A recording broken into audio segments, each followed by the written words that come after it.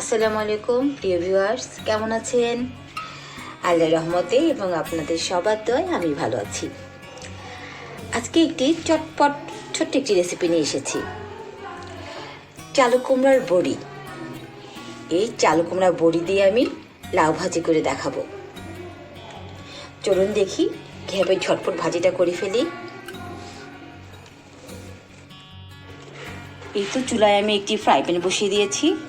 অল্প একটু তেল দিয়ে এই চাল কুমড়া বড়িগুলো আমি একটু ভেজে নেব।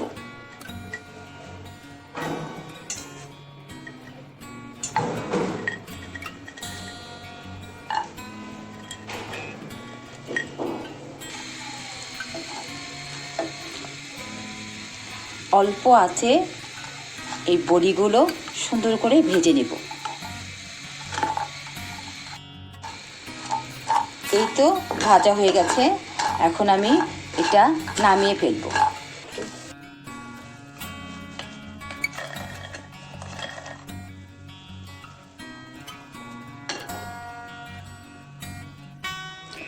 এখন আমি এই একই ফ্রাই প্যানে ভাজিটা করে নেব, লাউ ভাজিটা।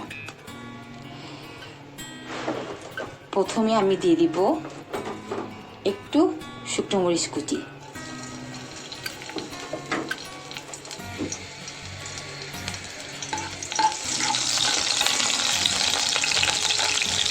তারপর দেব কিছু রসুন কুচি, তারপর দিব পেঁয়াজ কুচি। এটা একটু ভাজা ভাজা হতে থাকুক। আসলে এই বড়ি হচ্ছে সব দেশে বা সব এলাকায় অতটা প্রচলন না।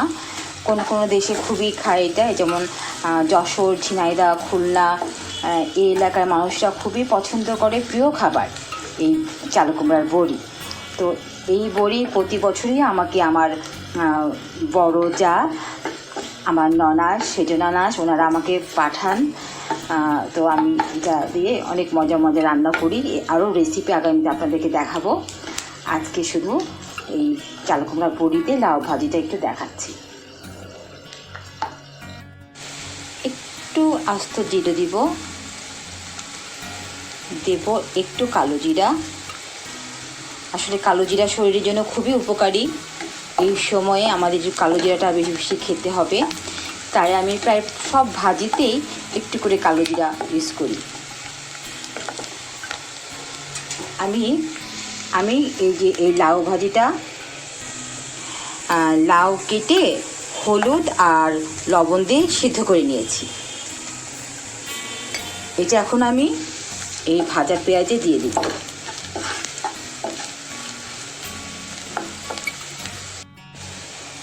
এখন আমি এই ভাজিগুলো দিয়ে দিব পেঁয়াজ ভাজার মধ্যে।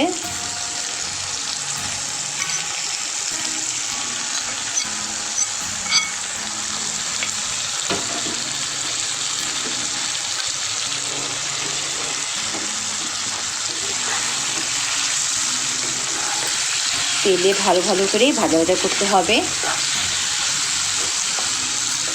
লাউর মধ্যে একটু পানি আছে, এই পানিটা শুকালে আমি বড়িটা দিয়ে দিব। এখন আমি লাউর মধ্যে বড়িগুলো দিয়ে দিব।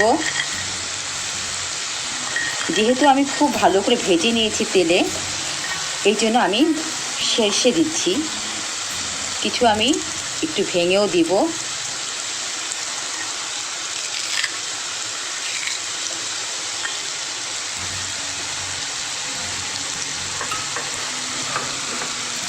কিছু কাঁচামরিচ দিচ্ছি উপরে একটু।